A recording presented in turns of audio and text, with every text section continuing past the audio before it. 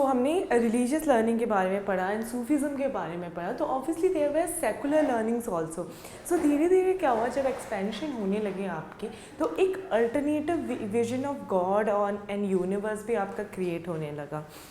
हमें पता है कि आपकी ग्रीक फ़िलासफ़ी, ग्रीक माइथोलॉजी मतलब कितना वेल एस्टैब्लिश था। एंशिएंट ग्रीक जो था एंड आपका ancient Rome, and both they very very well establish and उनकी अपनी फ़िलासफ़ीज़ थी। तो 7th सेंचुरी ऑनवर्ड्स हम ये देखते हैं कि आपका जो ग्रीक फ़िलासफ़ी है वो धीरे धीरे डिक्लाइन करने लगता है उनकी।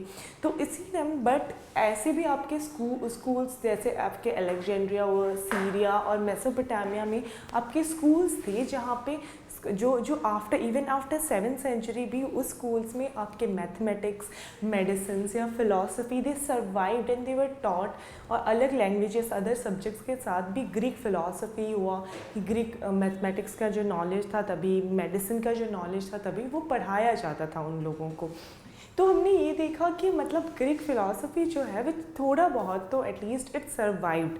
तो आपका जब आफ्टर ऑल द इन्वेजन्स और जब आपके इस्लामिक स्टेट इमर्ज हो रहा था, तो आपकी जो ग्रीक फिलोसफी थे they were translated also in Arabic language. तो धीरे धीरे आपके जो वर्क्स थे, इंपॉर्टेंट वर्क्स जो थे ग्रीस में या रोम में, वो हम देखें कि इस्लामिक वर्ल्ड में वो ट्रांसलेटेड होने लगे।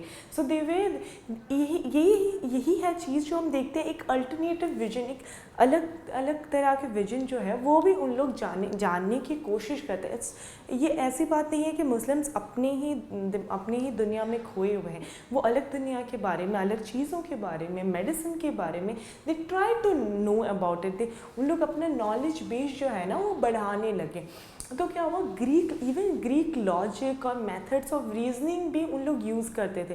इट वाज नॉट लाइक कि वो अपने ही बस बुक्स में सीमित थे। उन लोग ग्रीक लर्निंग, ग्रीक मेथड, जो वर्क्स ट्रांसलेटेड होते थे उनको वो पढ़ते थे, उनके बारे में जानते थे, दुनिया के बारे में जानते थे और उसके बारे में वर्णन करते थे। उसको अपने लाइफस्टाइल में भी थोड़ा बहुत तो at least they try to adopt it, जो भी उन्हें सही लगता था। तो क्या हुआ, जो इम्पॉर्टेंट वर्क्स जो ट्रांसलेटेड हुए, which include the works of Aristotle और एलिमेंट्स ऑफ यूक्लिड, प्लोटोमीज एल्माजेस्ट, और इवन आपके इंडियन वर्क्स जो astronomy, medicine, which were quite well developed. जब तक इस्लामिक वर्ल्ड फॉर्म हुआ, इंडियन वर्क्स ऑन मेडिसिन जो था या आपके एस्ट्रोनॉमी जो था या मैथमेटिक्स इवन, वो वेल डेवलप्ड था तब तक। तो ये क्या हुए, इंडियन वर्क्स जो थे वो ट्रांसलेट होता रहा और even they learn about all this. So क्या हुआ, तो हम ये देखते हैं कि एजुकेशन जो है, आपका पूरा एजुकेशन सिस्टम जो है वो एक क्रिटिकल थिंकिंग डेवलप करता है एंड जो उनकी इंटेलेक्चुअल लाइफ है वो उनमें वो क्रिटिकल थिंकिंग जो दिमाग है, क्रिटिकल दिमाग जो है वो डेवलप करने की कोशिश करता है। तो धीरे धीरे क्या होता है, आपके फाइन लैंग्वेज और इमेजिनेटिव पावर्स जो हैं लोगों के वो भी बढ़ने लगते हैं।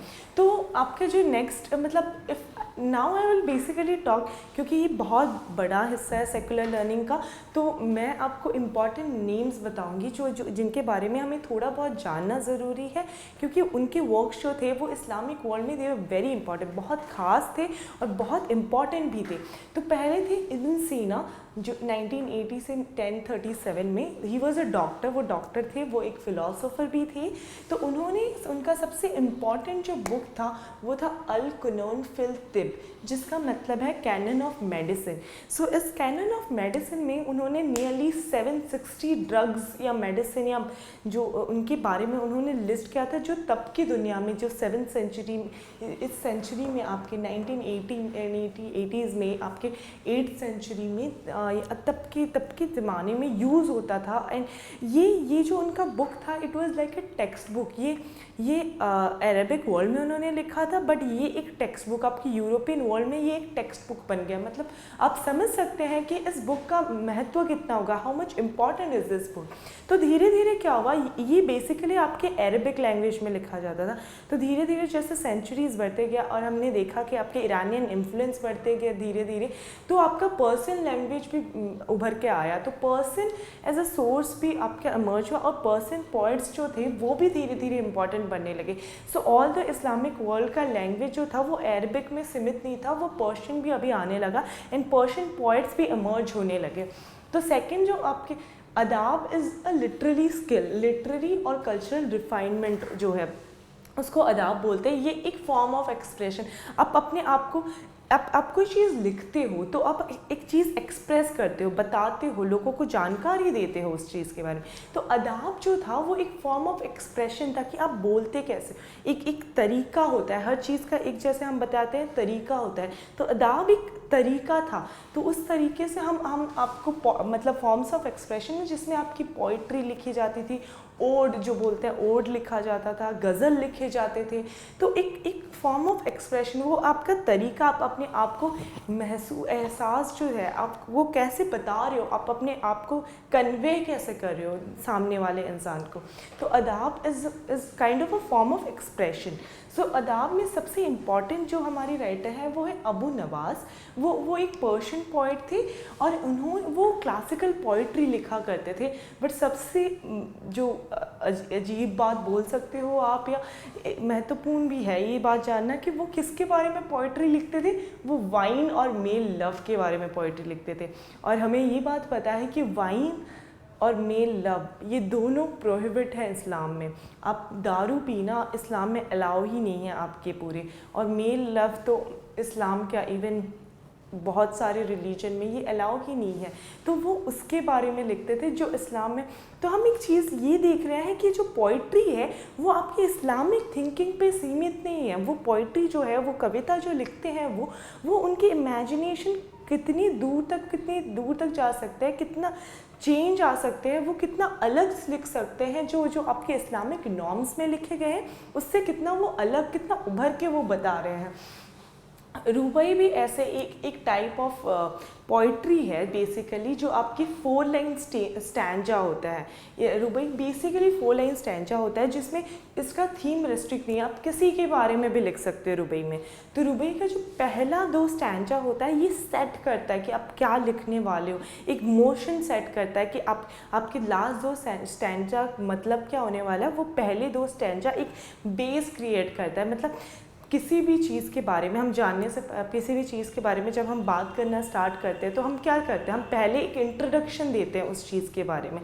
तो रुबाई वाज लाइक दैट। जब आप एक 4 स्टैंजा का आप एक पोएम लिख रहे हो या कुछ ओड लिख रहे हो, तो पहला 2 स्टैंजा जो है वो बेस बनाता है कि आप दूसरे 2 स्टैंजा में किस बारे में बात करने वाले हो। तो रुबाई वैसे ही टाइप का था।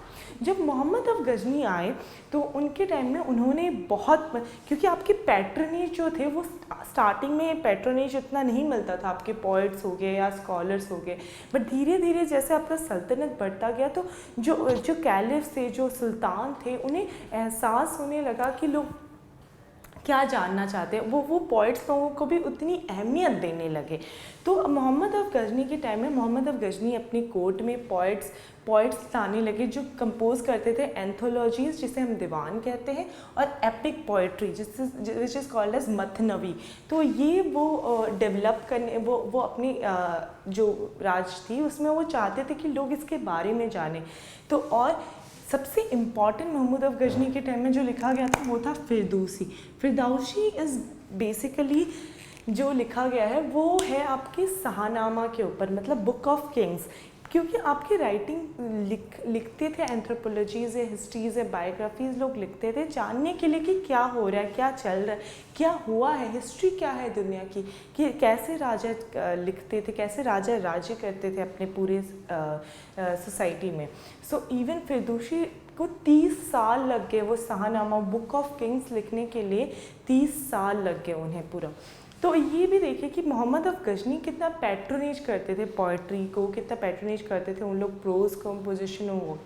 इब्न नदीम और एक इम्पॉर्टेंट कंपोज़र हैं, स्कॉलर हैं, जो प्रोज लिखते थे मोरल एजुकेशन के बारे में कि कैसा एजुकेशन कैसा होगा। उनके पोइम्स बेसिकली आपके एनिमल फेबल्स होते थे। तो सबसे इम्पॉर्टेंट जो था उन्होंने लिखा था काली लावा दिमना। काली लावा दिमना इज़ बेसिकली एनिमल फेबल्स, जो हम इंडिया में जैसे हम पंचतंत्र जानते हैं, तो पंचतंत्र का जो अरेबिक वर्जन था दैट इज़ काली लावा दिमना। तो देखा गया कि एक बुक है वो कैसे एक पार्ट ऑफ द कंट्री से वो दूसरे पार्ट ऑफ द कंट्री जा रहा है और वहाँ पे ट्रांसलेट हो रहा है और उसका इम्पोर्टेंस भी बढ़ रहा है। स्टोरीज़ ऑफ हीरोइक एडवेंचर, जैसे आप चाहते Alexander and Sinbad, the 1001 night, सो ये सब भी कंपोज होने लगे। स्टोरीज़ बच्चों को सुनाने के लिए स्टोरीज़, या आपकी कुछ फेबल्स या एनिमल फेबल्स, वो भी धीरे धीरे आपके बढ़ने लगे, धीरे धीरे आने लगे, अरेबिक में लिखने लगे। हिस्ट्री राइटिंग बहुत इम्पॉर्टेंट बन गई तभी, क्योंकि लोग जो राजा थे वो चाहते थे कि लोग उनके बारे में जाने। तो उनके बारे में जानने के लिए जब भी आपका लिखना कहीं पे स्टार्ट होता है, तो लोग चाहते हैं कि एक राजा, एक कैलिफ चाहता है कि उसके बारे में लोग जाने, उसके लिए उसे लिखना पड़े।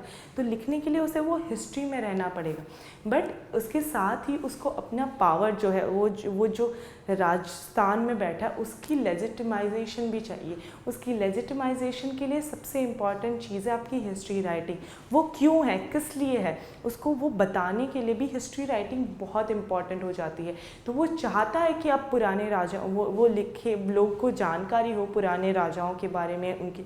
तो ये हिस्ट्री राइटिंग बहुत इम्पॉर्टेंट बन गई। तो जो पुराने राजा, पुराने कैलिफ्स जो होते थे, उनकी ग्लोरीज और उनके अचीवमेंट के बारे में लिखा गया। जब एक डायनेस्टी नया आता था, तो वो अपनी डायनेस्टी के अचीवमेंट के बारे में लिखा कि अपनी डायनेस्टीज़ ने क्या क्या किया है, उनको क्या पता चला है।